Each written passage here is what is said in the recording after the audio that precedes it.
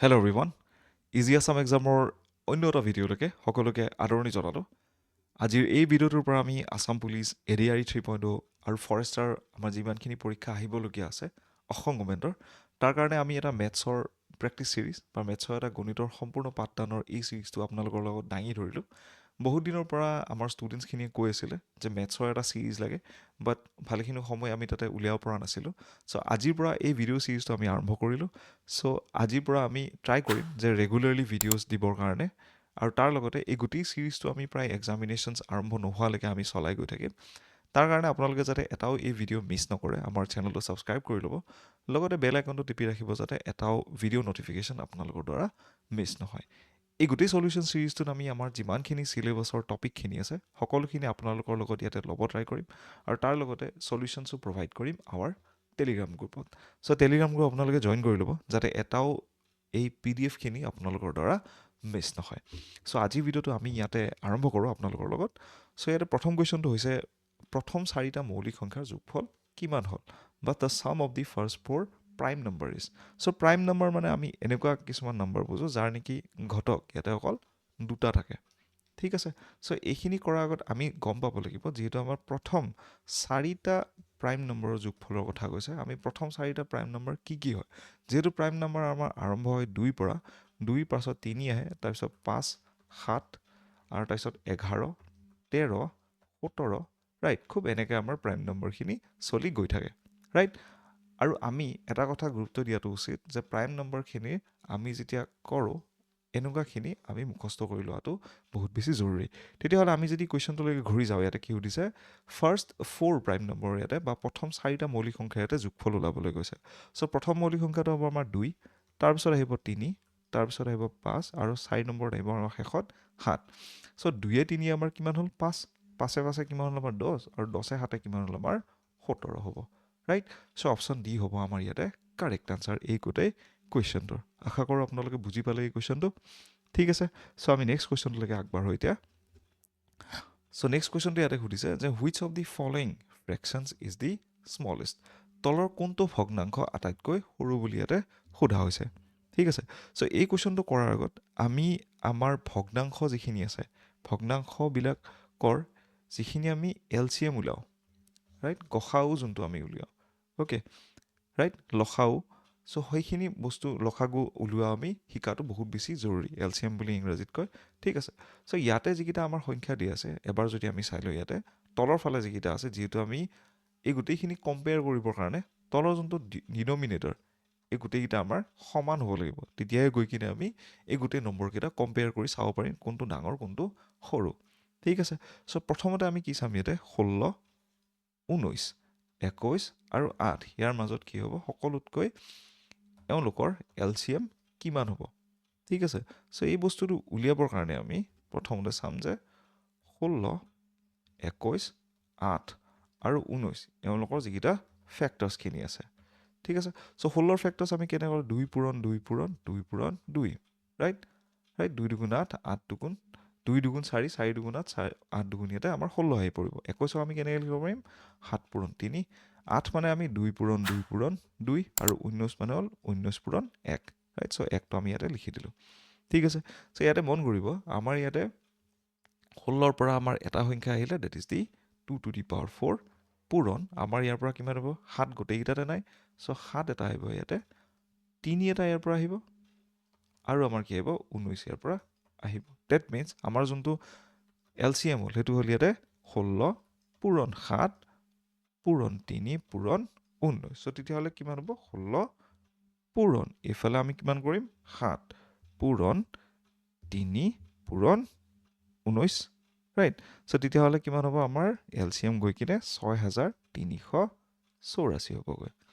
ঠিক আছে ছ' আমি এতিয়া কি কৰিম গোটেইকেইটা আমাৰ যিখিনি ফ্ৰেকশ্যনছ আছিলে তাতে যিখিনি দি পূৰণ কৰিব লাগে যাতে আমি 6384 পাওঁ ৰাইট সেইখিনি আমি কৰিব লাগিব ডেট মিনছ আমাৰ কি হ'ব প্ৰথম ফ্ৰেকশ্যনটো যদি আমি ইয়াতে চাওঁ 13/16 আমাৰ কি হ'ব 13/16 মানে কিমান হ'ব আমি 7ৰে পূৰণ কৰিম ৰাইট তাৰপিছত আমি 3ৰে পূৰণ কৰিম আৰু 19ৰে পূৰণ কৰিম অ'কে ওপৰত আমি কি কৰিম 7 পূৰণ 3 পূৰণ 19 অ'কে তো তেতিয়াহ'লে কিমান হ'ব আমাৰ এক ছেকেণ্ড ছ' তলতটো আমাৰ কিমান হ'ব 6384 384 আৰু ওপৰৰ ফালে কিমান হ'ব আমাৰ 13 পূৰণ 7 পূৰণ ইয়াতে 3 ৰাইট পূৰণ আমাৰ কিমান কৰিম 19 ওকে সো দ্যাট মিন্স আমাৰ কিমান হ'ব 5187 ওকে সো প্ৰথম যোনটো আমাৰ ফ্ৰেকশন হেতু হৈ গল এইটো ঠিক আছে সিমিলাৰলি আমাৰ সেকেন্ড ফ্ৰেকশনটো কি আছিল ইয়াতে সেকেন্ড ফ্ৰেকশনটো আছিল 15/19 সো এটো আমি ইয়াতে যদি লিখো 15/19 ইয়াতে কৰিলে আমি 16 ৰে পূৰণ কৰিব লাগিব 7 ৰে পূৰণ কৰিব লাগিব আৰু 3 ৰে পূৰণ কৰিব লাগিব so 15 * 16 7 * 3 right so that means কি হ'ব 15 * আমি কিমান কৰিম 16 তাৰপিছত আকৌ পূৰণ কৰিম আমি কিহেৰে 7 ৰে আকৌ পূৰণ কৰিম আমি কিহেৰে 3 ৰে ঠিক আছে সো কিমান আহিলে আমাৰ 5040 ডিভাইডেড বাই 6384 এটো আহিলে কি আমাৰ সেকেন্ড ইকুৱেশনটো থাৰ্ড ইকুৱেশনটো কি আছিল আমাৰ ইয়াতে 17/21 হয়নে ৰাইট সো দ্যাট মিন্স কিমান হ'ব 17 পাই যদি আমি কি কৰো ইয়াতে 21 যদি কৰো মানে 7 পূৰণ 3 ইয়াতে হৈয়ে আছে সো আমি কি 19 ৰে পূৰণ কৰিব লাগিব আৰু 16 ৰে পূৰণ কৰিব লাগিব right 19 * 16 okay right so that means কিমান হ'ব ইয়াতে 17 পূৰণ ইয়াতে কি কৰিম কিমানেৰে কৰিম আমি 19 পূৰণ 16 সো 5168 আহিব ইয়াতে আমাৰ 6384 ৰ আন্ডাৰত ৰাইট এটো আমাৰ কিমান হ'ল থাৰ্ড নম্বৰ যোনটো ফ্ৰেকশন আছিল আৰু ফোৰ্থ নম্বৰ হ'ল ইয়াতে 7/8 ৰাইট সো 7 যদি আমি 8 কৰো ইয়াতে 7/8 ইনটু 2 কৰিলে আমি 16 পাম ৰাইট তাৰপিছত আমি কি কৰিম 7 পূৰণ 3 পূৰণ 19 ঠিক আছে into 2 into 7 into 3 into 19 okay so তেতিয়া হলে কিমান হ'ব 7 পূৰণ 3 কৰিলে আমি কিমান পাম এক সেকেন্ড 7 পূৰণ আমি 2 কৰিব লাগিব ৰাইট 7 পূৰণ 2 পূৰণ 7 ওকে তাৰপিছত আমি কিহেৰে পূৰণ কৰিম আমি 3 ৰে পূৰণ কৰিম ৰাইট পূৰণ আমাৰ 19 সো 5586 ডিভাইডেড বাই 6384 এটো হল আমাৰ কিমান 4 নম্বৰ যোনটো ইকুৱেশন ঠিক আছে বা 4 নম্বৰ যোনটো আমাৰ ভগ্নাংশ বা ফ্ৰেকশন হলগৈ এতিয়া আমি কম্পেয়াৰ কৰিম যে কোনটো আটাইতকৈ আমাৰ সৰু হ'ব সো তেতিয়া হলে আমাৰ সৰু কোনটো হ'ব 5040 টো ৰাইট এটো সকলোতকৈ আমাৰ সৰু হ'ব গোটেইকিটাৰ ভিতৰত ওকে সো অপশন বি হ'ব আমাৰ ইয়াতে কি কাৰেক্ট আনসাৰ দেখাত সকলোতকৈ ডাঙৰ যেন লাগে but this is the smallest of all of the fraction সকলোতকৈ সৰু ভগ্নাংশ আমাৰ এটোৱে হ'বগৈ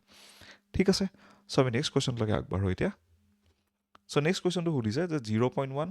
into 0.01 into 0.001 তাৰপিছত into 10 to the power 7 ইয়াৰে ইকুৱেল বা সমান কিমান হ'ব এই কোৱেশ্চনটো আমাৰ এটা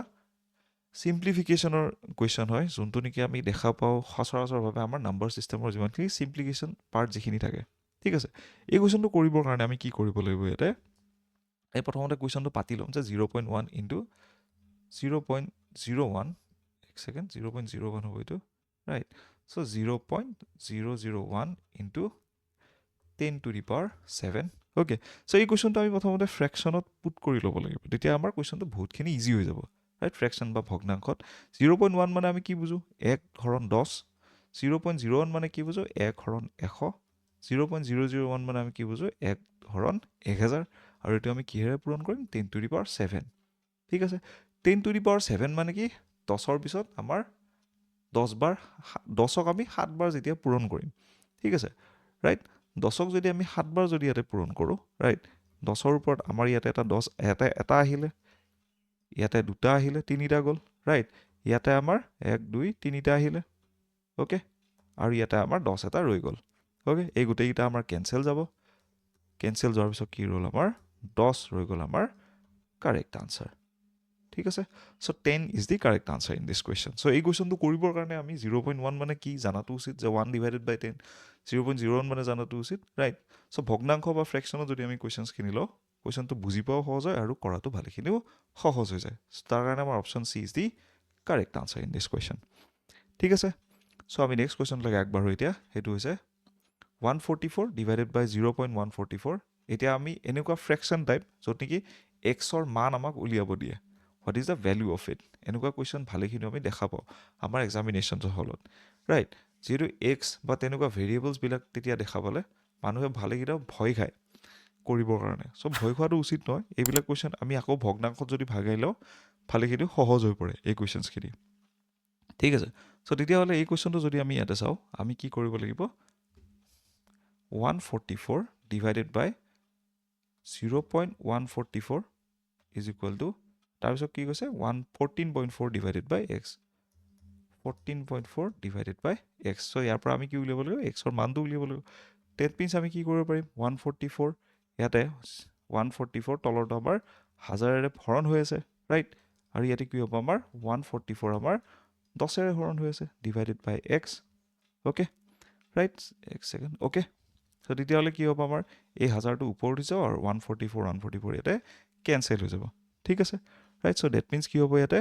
1000 is equal to ax to ইয়াতে উঠি যাব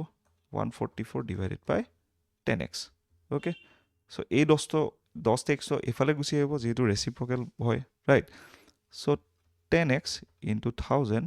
is equal to 144 মানে x equal to কিমান হ'ব 144 divided by 10000 মানে কি হ'ব 0.0144 ঠিক আছে so এটো হ'ব আমাৰ কি কাৰেক্ট আনসাৰ ঠিক আছে this is the answer so ইমানখিনি সহজভাৱে আমি কৰি লব পাৰো যদি আমি ভগ্নাংশ বা ফ্ৰেকশনত যদি আমি ভাগ কৰিলো সো ইয়াৰ কাৰেক্ট আনসাৰ কি হ'ব a 0.0144 is the correct answer in this question ঠিক আছে right okay okay so আমি নেক্সট কোৱেশ্চন লৈকে যাও এতিয়া সো নেক্সট কোৱেশ্চনটো হৈছে আমাৰ লাষ্ট কোৱেশ্চন এই গোটে ভিডিওটোৰ ইয়াতে সুধিছে find the highest common factor of 36 and 84 37 আৰু 84 ইয়াতে গৰিষ্ঠ সাধাৰণ উৎপাদক বা গসাউ ইয়াতে উলিয়াবলৈ কৈছে ঠিক আছে ৰাইট সো গসাউ উলিয়াবৰ কাৰণে আমি কি কৰিব লাগিব যিমান কিটা উৎপাদক বা ফ্যাক্টৰছ যিমানখিনি আছে এই নম্বৰ কেইটাৰ সেইখিনি আগতে বাছি উলিয়াব লাগিব আমি তাৰ পিছতে আমি ইয়াৰ এনসাৰটো আমি উলিয়াব পাৰিম ঠিক আছে সো এটো উলিয়াবৰ কাৰণে আমি কি কৰিম 37 আৰু 84 যিমান কিটা উৎপাদক আছে এটা উলিয়াই লম 37 মানে কি জানো আমি 9 4 গুণ 37 9 আমি কেনেকৈ লিখিব পাৰো 3 পূৰণ 3 আৰু 4 আমি লিখিব পাৰো 2 পূৰণ 2 ৰে ওকে 84 আমি কি বুলি লিখিব পাৰো 12 পূৰণ 7 ঠিক আছে আৰু এটো আমি কেনেকৈ লিখিব পাৰিম 12 পূৰণ 7 ৰ পিছত আমি কেনেকৈ লিখিব পাৰিম ইয়াতে 4 পূৰণ 3 12 টো পূৰণ 7 আৰু 4 টো আমি কি বুলি লিখিব পাৰিম 2 পূৰণ 2 ইনটু 3 পূৰণ 7 ঠিক আছে ইয়াতে আপোনালোকে মন কৰিব 3 পূৰণ 2 পূৰণ 2 ইয়াতেও আছে আৰু 3 পূৰণ 2 পূৰণ 2 আমি ইয়াতেও দেখা পাম ঠিক আছে সো হাইয়েস্ট কমন ফ্যাক্টৰ বা গসাউ আমাৰ কিমান হ'ব ইয়াতে 2 পূৰণ 2 পূৰণ 3 ঠিক আছে সো 2 পূৰণ 2 পূৰণ কৰিলে আমি কি পাম 4 পূৰণ 3 মানে 12 হ'ব আমাৰ কাৰেক্ট আনসাৰ কয় ৰাইট সো আমাৰ কিমান হ'ব অপচন সি হ'ব ইয়াতে কাৰেক্ট আনসাৰ আই বিলি আপোনালোকে বুজি পালে এই কোৱেশ্চনটো আমি কেনে কৰিলো গসাউৰ কোৱেশ্চনখিনি আমি কেনে কৰিব লাগে সো তাৰ কাৰণে আমাৰ কি লাগিব এই গোটেই কোৱেশ্চনখিনি প্ৰেক্টিস কৰিলে আমি বেছি ভালকৈ বুজি পাম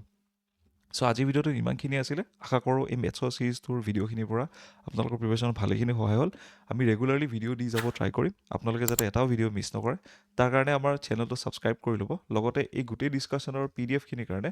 আপোনালোকে আমাৰ এই কিউআৰ কোডটো স্ক্যান কৰি টেলিগ্ৰাম চেনেল জয়েন কৰি ল'ব যাতে এই নোটছখিনি আপোনালোকে ডাউনলোড কৰি ল'ব পাৰে ৰাইট সো আজি ভিডিওটো ইমানখিনি আছিল thank you everyone have a very good day head